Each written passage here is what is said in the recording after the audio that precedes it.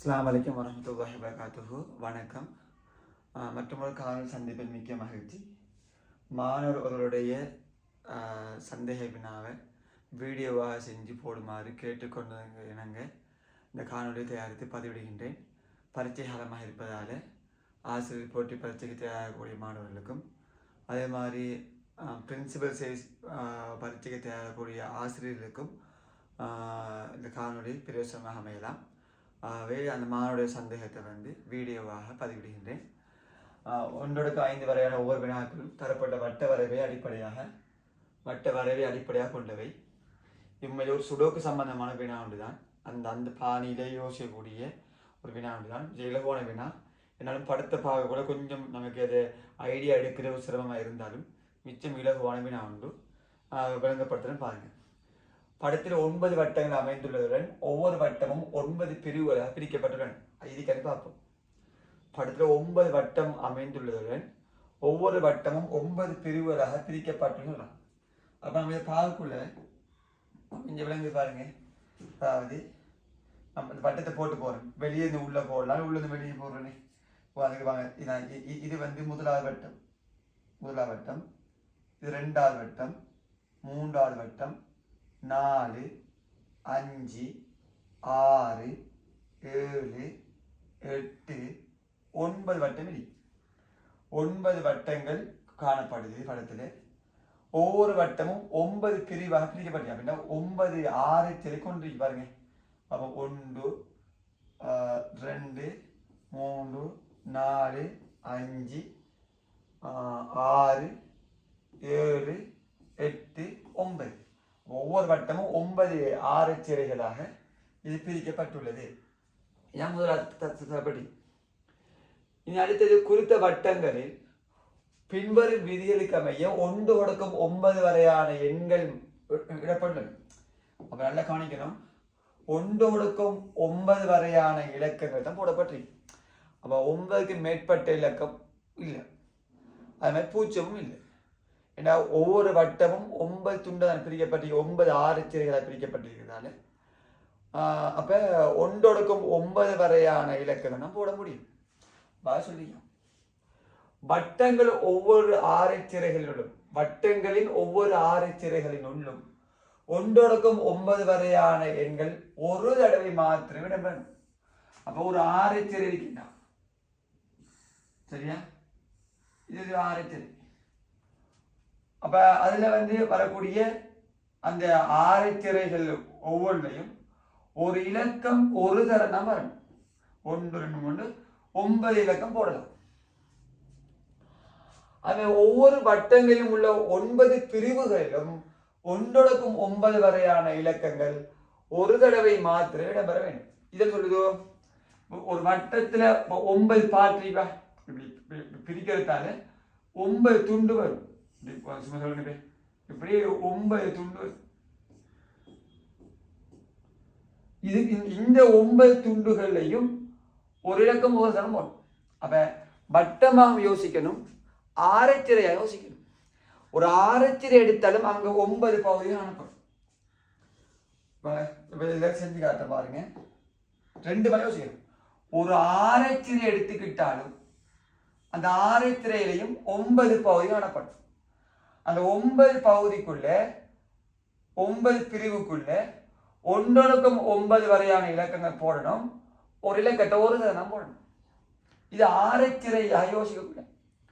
அப்படியே வட்டமாக யோசிக்கக்கூடாது. ஒரு வட்டமாக யோசிக்கல அங்க இணைக்கும் 9 துண்டுகள் காணப்படும், 9 செல்கள் காணப்படும், 9 கிளஸ்டர் காணப்படும். அப்ப அந்த 9 துண்டுகளையும் 1-9 வரையான இலக்கங்கள் ஒரு இலக்கம் ஒரு சரவாரமாக தான் நம்ம போடணும். எப்படி சுடோக்குல நிறையாகவும் 1-9 வரையான இலக்கங்கள் போடணுமோ, நிரலாகவும் 1-9 வரையான இலக்கங்கள் ஒரு இலக்கம் ஒரு தரம் போடணுமோ, அதே நிபந்தனை இங்க படி. இங்க ஆரச்சிறையாகவும் வட்ட பகுதியாகவும் பார்க்கணும், சரியா? மற்ற அதே சுடோக்கு அதே விஷயங்கள் தான். தடித்த கோடுகளால் வரையறுக்கப்பட்டுள்ள 9 சிறிய பகுதிகளிலும் 1-9 வரையான எண்கள் ஒரு தடவை மாத்திரம் பயன்படுத்த வேண்டும். 1-9 வரையான எண்கள் ஒரு தடவை மாற்றப்படும். என்ன கோடுகளால்? தடித்த கோடுகளால். இது 3 ஆண்டு பார்த்தீங்கன்னா தரப்படுது. அப்போ தடித்த கோடு இந்த படத்தை நல்லா பார்க்கும் பொழுது இந்த கோடுகள் நல்லா தடிப்பான கோடுகளாக இருக்கு. அதே மாதிரி இது இது ஒரு தடித்த வட்டம், இது ஒரு தடித்த வட்டம் போடப்பட்டிருக்கு, இது ஒரு தடித்த வட்டம் போடப்பட்டிருக்கு. இடையில பாருங்க ஒரு மெல்லிய மெல்லிய வட்டம் காணப்படுது இல்லையா? இப்ப கவனிங்க, டார்க் பண்ண இது நல்ல ஒரு தடித்த கோடு, இது ஒரு தடித்த கோடா இருக்கு. ரெட்டலை மார்க் பண்ணி காட்டுறது. இதுவும் என்னது?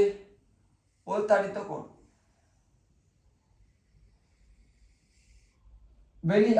வெளிவட்டமும் தடித்த கோடு. வெளிவட்டமும் தடித்த கோடு.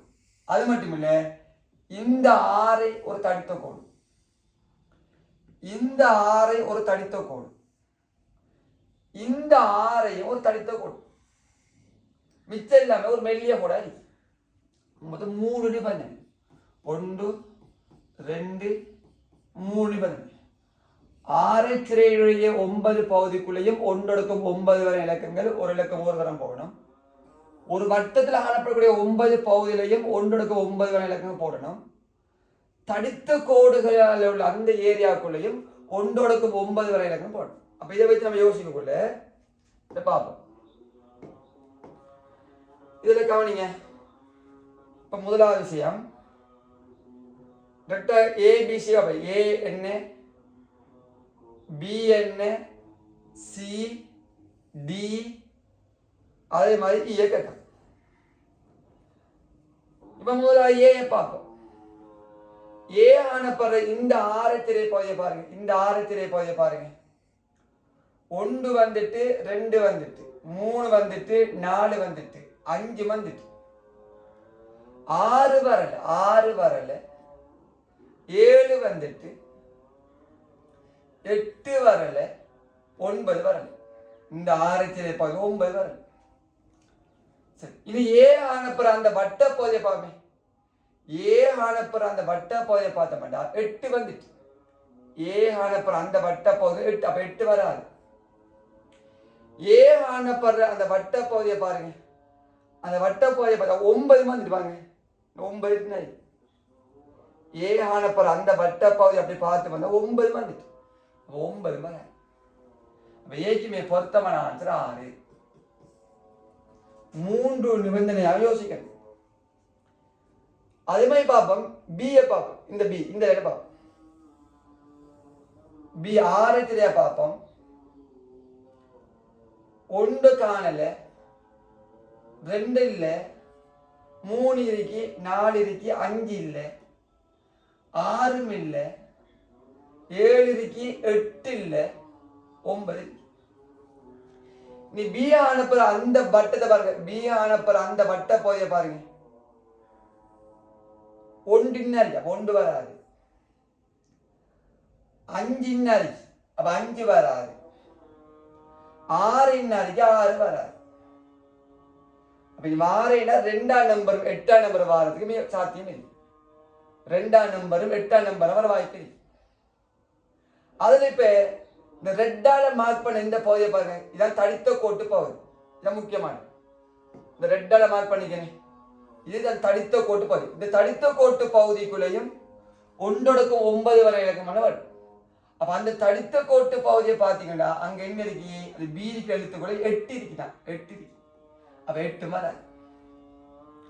பிக்கு பொருத்தமான ஆன்சர் 2 தான். பிக்கு பொருத்தமான ஆன்சர்.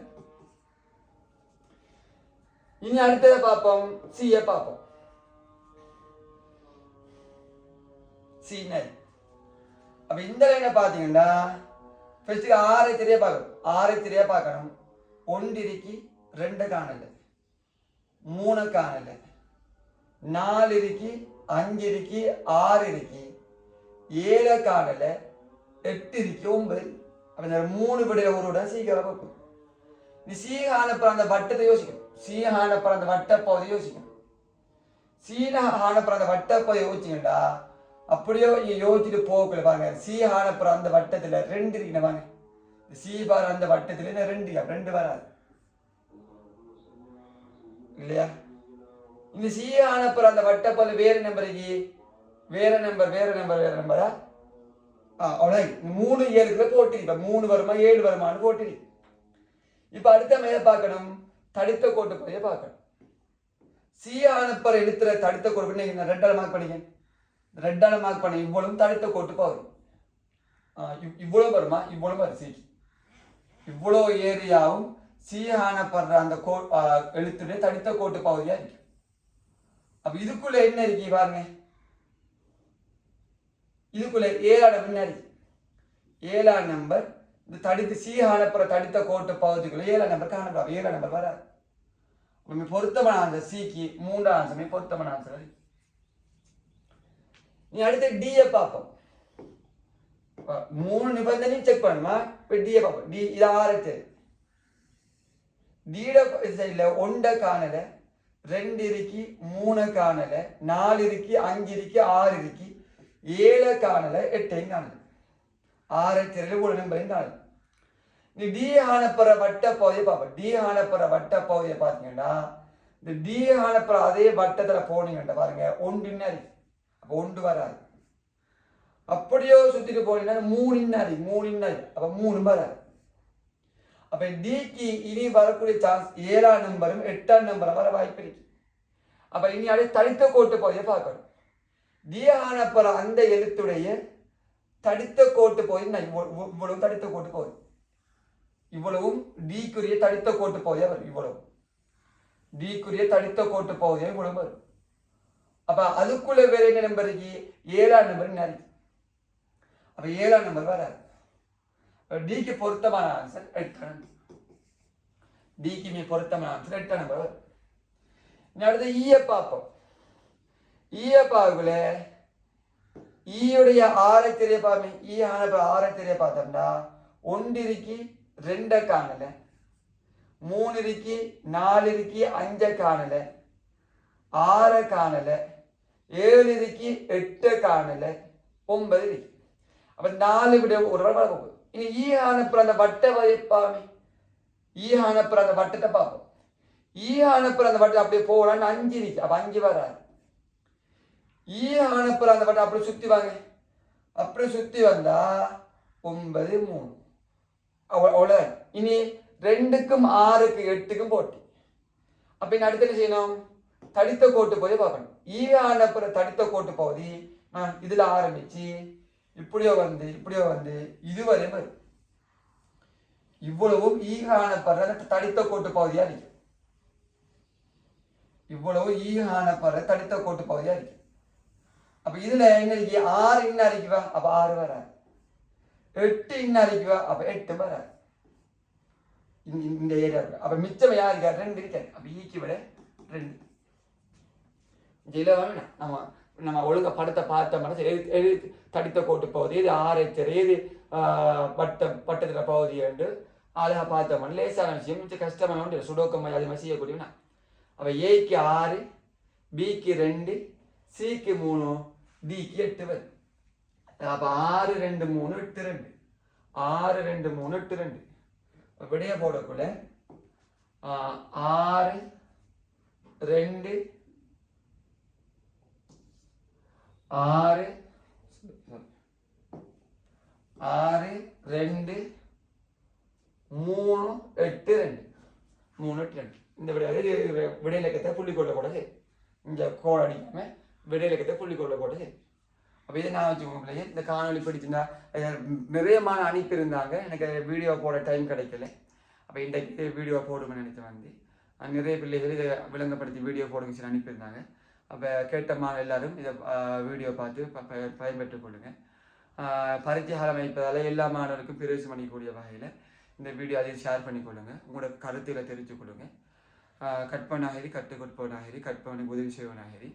நான் ஜிந்தா முஃபாஸ்.